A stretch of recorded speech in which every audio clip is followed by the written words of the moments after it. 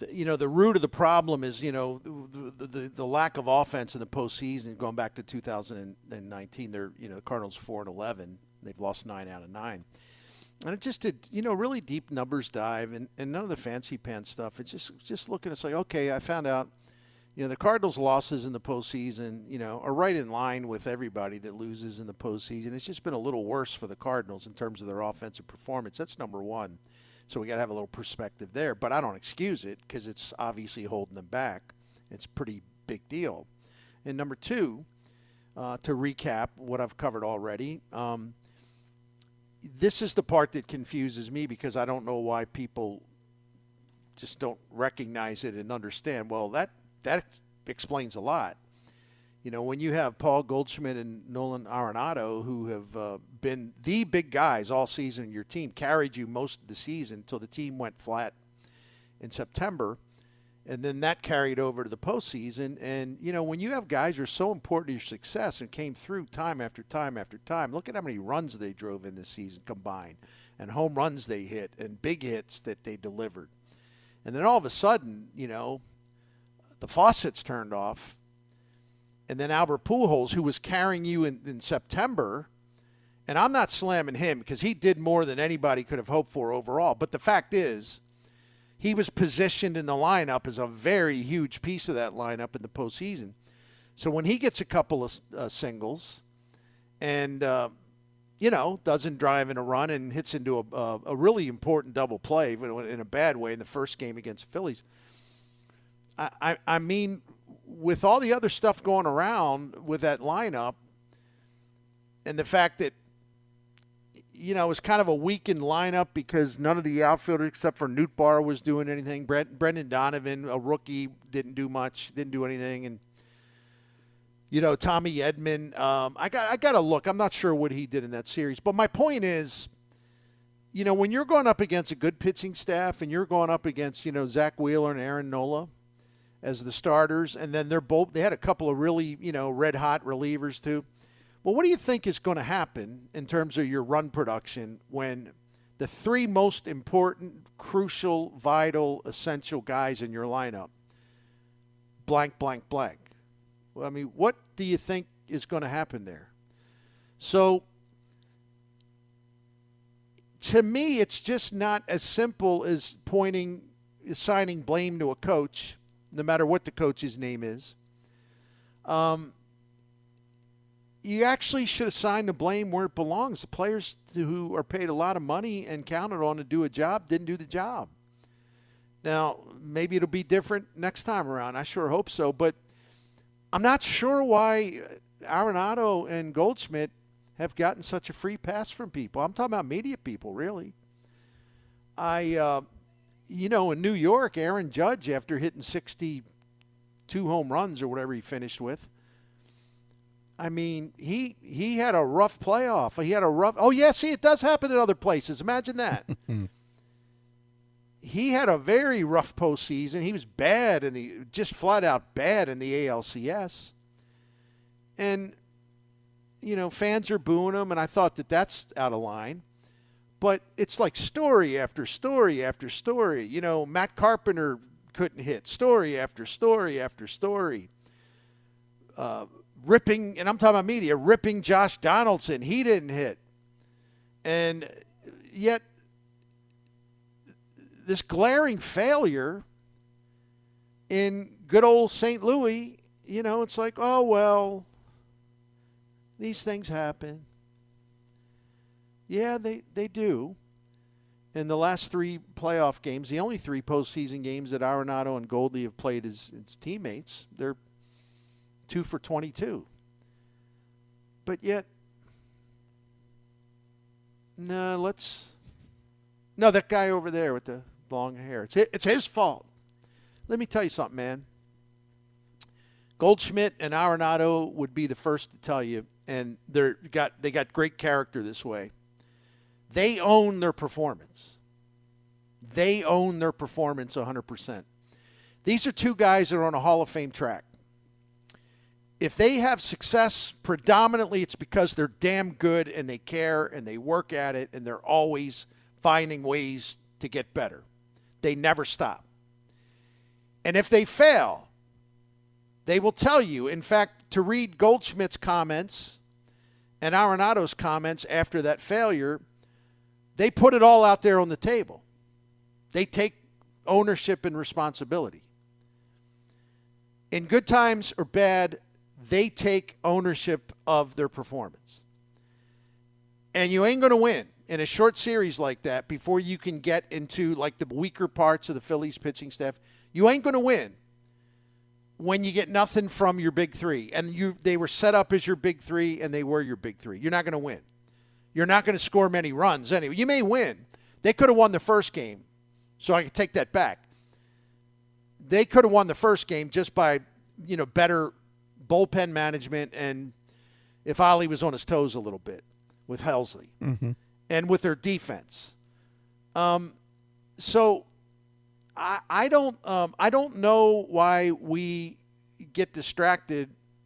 It's not me. We get distracted by pointing over here, pointing over there. Oh, look over there. It's his fault. Oh no, look over there. I don't know who he is, but it's his fault. Instead of holding the athletes accountable for their own performance. It's just mind-bogglingly stupid. I don't get it. I just don't get it.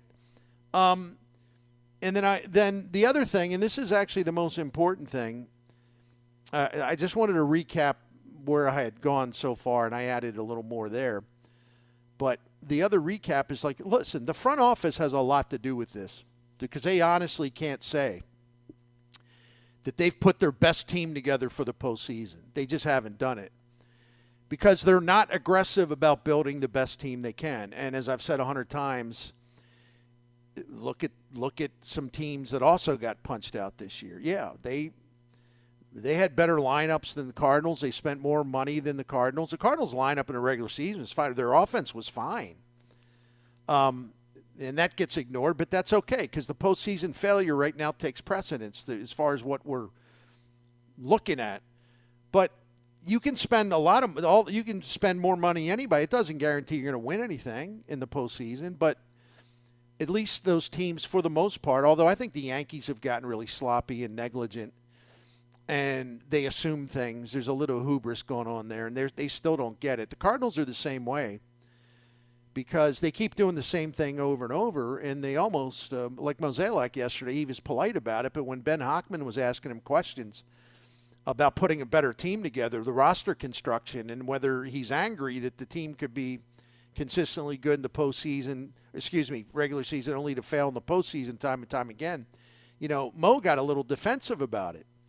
And he was really defensive about it, and listening to the stuff and reading Ben Hochman's column, which you should do, Post-Dispatch, STL Today, I came away thinking, Mo is kind of in denial. He still doesn't get this.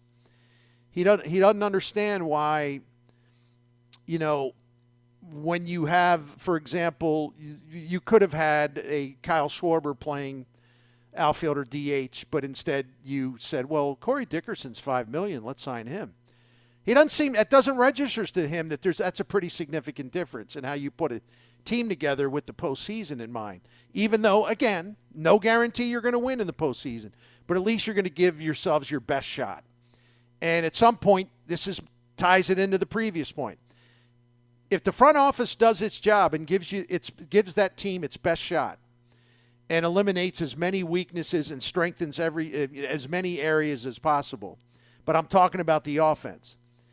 If they get the players that are capable and have the talent to do great in the postseason, the talent and the capability is there. The roster is stronger. And at that point, it's up to the players to get it done. And this attempt to assign blame to anyone else is not only stupid, it's infantile. Because at some point, the athletes have to kind of stand for themselves.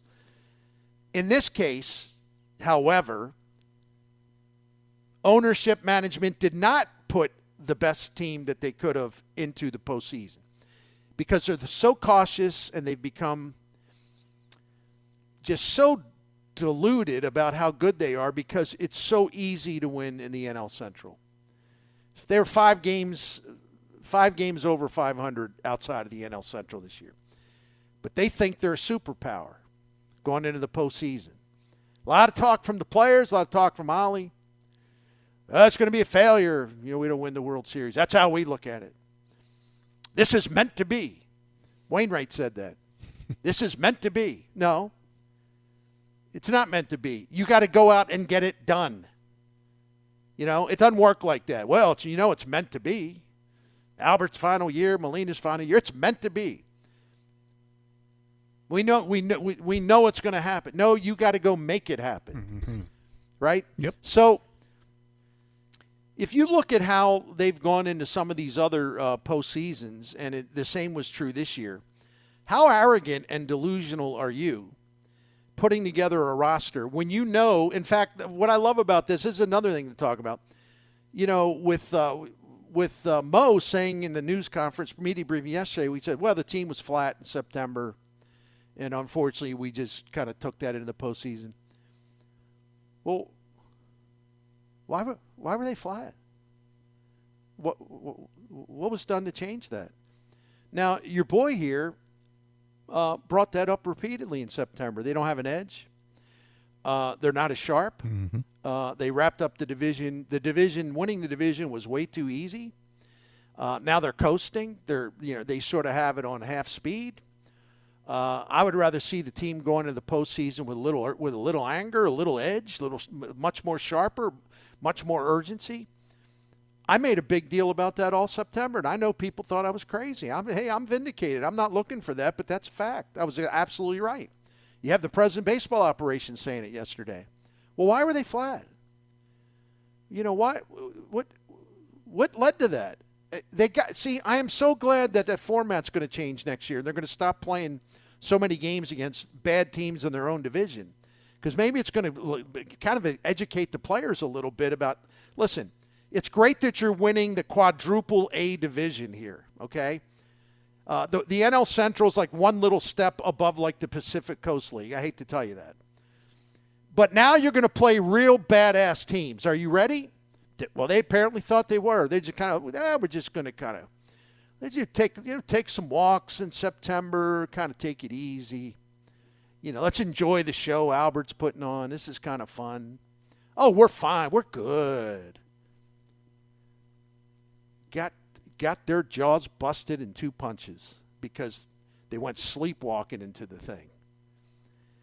And I'm waiting for an explanation of how a team could go flat and how that seemingly was okay, because obviously no one did a damn thing about it. That includes the team leaders too, not just the manager.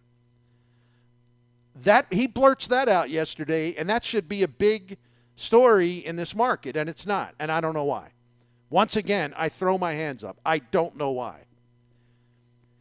Can you imagine in New York or Philadelphia or Boston or Chicago, even L.A., can you imagine the uproar over the president of baseball operations coming out and saying, well, the team went flat in September and it stayed flat. And then it took that into the postseason. Can you imagine what people in the media would be saying and writing about that? Here, it's not even picked up on. Another, hat tip to Hockman, because at least he included that in his piece. Got some text message coming in here. Go ahead, go. It's cool. Yeah. Bernie, completely agree. Too flat. Too much about Pujols' 700. They forgot to play baseball, and to be honest, Marmol had about 17 different lineups in the last 3 weeks of the season, and that just made for a bad situation. Right on. 100% agree with every word. Another one off our text line is, Bernie, to take a step further in the playoffs, most teams have really good right-handed pitching. You can go back the last few years and you see it. Our lineup generally featured good right-handed hitters who hit a lot better against left-handed pitching. Right. So I will say that the point is well taken, and I respect it. But the Cardinals, at least in the regular season, and believe me, that me, numbers nerd. I checked this throughout the season. Checked it last week, as a matter of fact. The Cardinals did a lot better against right-handed pitching in 2022. That was not the case, obviously, in the postseason, because they didn't do anything against anybody. So but they were better at least. However, your point's well taken, because one of the things they clearly could have used was some oomph with a left-handed bat against right-handed pitching, if nothing else at the DH position. And then later on, when it became clear that Mr. Universe wasn't going to be able to play many games, you know, how great would it have been to see Schwarber out there in left field? I'm not saying he's a great left fielder, but just knowing you're going to get some bombs and he's going to draw walks, and he is a fearsome hitter in terms of power. And, oh, by the way, of this era, he's a great postseason hitter and a dangerous one who just hits the ball out of the yard a lot. So the point's well taken. Absolutely. Another one here, Bernie, you said our guys didn't hit. Should we trade them and go get new guys for next year and moving forward? Well, you're not going to trade Goldschmidt or Arenado, or Arenado has a chance to opt out. And Pujols is retiring. I'm just talking about as a general principle. You know, if your big guys don't come through, man, oh gosh, against the great pitching you run into in the postseason. I mean, how do you win unless your pitchers? And that's the other thing. They don't have strikeout pitchers. The ball's always in play. Mishaps happen. Batted ball luck works against you. Cardinals don't strike people out enough. So the idea, even though Quintana, you know, gave them a chance to do that, and they just couldn't finish it off bullpen wise, because again, there's a lot of volatility in that bullpen. What there isn't enough of is strikeouts. And Helsley clearly had problems with that finger once he got heated up. Mm-hmm. And the manager sat there and just watched it and did nothing until it was too late. But so if you're big guys, the people you've built your whole lineup around, your three big guys in that series, if they don't get anything done, tell me how you're going to win unless your team almost literally pitches a shutout in both games. It's tough to win that way. It's tough to score runs. And so, no, they're not going to be trading those guys. Now, but if you bring up trades in general, I hope this is the offseason we finally see some trades. I mean, if the Oakland A's are willing to listen to offers for Sean Murphy, their catcher, you know, you'll see this being written nationally and said nationally, and it'll be 100% accurate. No team, if Sean Murphy is going to be available, and considering the urgent need the Cardinals have for a first-rate catcher, no team interested in Sean Murphy is better positioned than the St. Louis Cardinals. It's not even a discussion. In other words, if they want to make it happen, they're in the driver's seat. No one can beat them to the punch unless the Cardinals do their usual, oh, I don't know. Oh, I don't know. That's a lot to give up. I don't know. We got to be careful. Now, then he'll go somewhere else. If the Cardinals want him, they have everything it takes to please the Oakland A's to send Sean Murphy to St. Louis. So this is going to be so if we talk about making trades, you start right there, you know? Yeah, no, that's accurate. Couple more here. Bernie, I think for me, let's see, the most common denominator for the downfall in the past 10 years is not having Tony La Russa in the postseason to manage games. Well, yes and no, because the peak form Tony La Russa was a great manager. However, let's also acknowledge that whether you want to call it postseason randomness or some decisions, Tony La Russa became the Cardinals manager in 1996. They didn't win their first pennant until 2004, and they didn't win their first World Series since 2006. My point is not to malign TLR. I got great respect for him. But my point is, they went into the postseason many times, and they had some really good teams, and they came up short. And they came up short for a variety of reasons. But again, that's postseason baseball. The randomness factor can take down even one of the great managers of all time. But then, the way Tony managed that team and held it together in 2006, and the way he held that team together in 2011, the way he managed it in terms of the bullpen in 2011 in the postseason, it was brilliant. But I'm just saying he had his share of failures too. So I don't know how to answer the question in a way that doesn't sound like I'm taking something away from Tony. I'm not. But we remember the high points, and boy, they had some really disappointing times in the postseason. And I would talk to him after that stuff. He wouldn't like some of the things I wrote, and it just crushed him. But they came up short times that they shouldn't have come up at least as short as they did. Right? That's what I'm talking about. But hey man, anybody who wants to pay TLR a compliment, I'm down with that. So tip of the cap for that text message too, even though I slightly disagree with the premise, and that's all right too. One more here asks, did Ali Marmol run off the coaching staff? No. Did not. Maddox is 61, has been doing this for 25 years. He wants to slow down a little. The hitting coach is just kind of tired of the BS. Heck,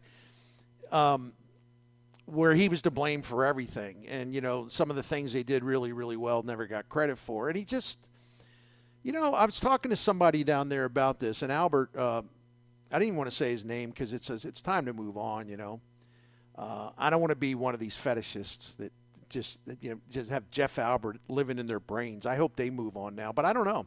Like even on the way out of town, like people were kicking him. Like there was a column in the Post-Dispatch kicking him. When there was so much to write about yesterday, But I was talking to someone about this, and they made such a great point. They really did. Someone I trust immensely, someone involved in the organization, and said, you know what, Albert is actually a good dude in this regard, and he showed that he's a good dude, even though it caused him a lot of grief because you had people kicking him on the way out. Oh, he's running away. You got to have thick skin and all this other stuff. Albert hated what it was doing to the team. The fact that, he was such a focal point for hatred, most of which was incredibly irrational. And he just said, this team doesn't need this. They don't need this constant noise and distractions and, players talking about it and everyone, saying, oh, did you see what this guy said on social media? He said, it just created a lot of noise, and it was really hard to block out at times. I don't think the Cardinals need this, and I know I can go find another job. It's probably best if I leave. I think the team will benefit from it because it just it reduces the noise entirely, and then it eliminates just a constant obsession that can be disruptive to a team. So, I really give him credit for realizing it was time to step down. No, Marmol loves Albert, and we know that Mo does. The one thing I'll say about the staff is I will be interested to see the choices and how much of an impact Ollie will have on getting to make some of those choices. Or will this just be, these are your guys, go work with it, I hope he'll have a lot to say, and I think and I don't have those names in front of me because I'm not as familiar with these people that like Derek Gould are, for example. I think the Cardinals stay in house in a lot of this stuff. They have that pitching strategist. He may become the pitching coach, and Marmol certainly would be happy to prove that. And with the hitting coach, we'll have to wait and see. But they have some internal candidates that already are ingrained in the way they want to do things, and they're up with the program, and they're familiar with the program and what the priorities are, and yet they bring a fresh voice to it. And if they promote Turner Ward, that would be a good move because I think Turner Ward's really good, and that's kind of the funny stuff. That's more comedy in terms of the hitting coach that's leaving. because Turner Ward was very prominent in everything that they did this year. And, I know the veterans really liked him. They liked Albert too, but Turner Ward just has a different style. And that's why I've always tried to talk about this. And yet it's completely ignored as always because people wanted to, just make Jeff Albert bleed. They hated him so much. The Cardinals had 3 different hitting coaches you could go to based on what you needed. Maybe one style of conversation, discussions, giving advice. This guy's got one style. That guy's got another style. That guy's got a style different than the other 2. So you go talk to whoever you want to talk. However you feel you got that personal chemistry. Cardinals had a lot of options. Turner Ward was one of them, and he was very prominent. But never heard a word about him, right? And nor should we have, because he didn't deserve blame for anything. It's okay to actually blame the players when they screw up and don't get things done. It's actually allowed in this state, in this city, and in these United States. It doesn't just have to be beating up on Paul DeYoung all the time. You can call it as it is. Appreciate Arenado, appreciate Goldie, respect them. They're Hall of Famers. They carried us through the regular season. They came up empty in the postseason. And that's maybe the number one reason why we couldn't do anything against the Phillies offensively. It's okay to say it. You're not accusing them of crimes. You're not saying they're degenerates. You're not saying that they're out there like these gangs that are stealing, Hyundais. They're not doing that. You're saying they didn't hit. They didn't come through. They were zeros in the postseason. Not stealing the Kias. Those are our guys, though, Bertie. Yeah. Not stealing your Kia. Thank you for just didn't hit. Yeah, it's okay to say that. It's all right. You're not going to get sued for libel or slander. It's okay.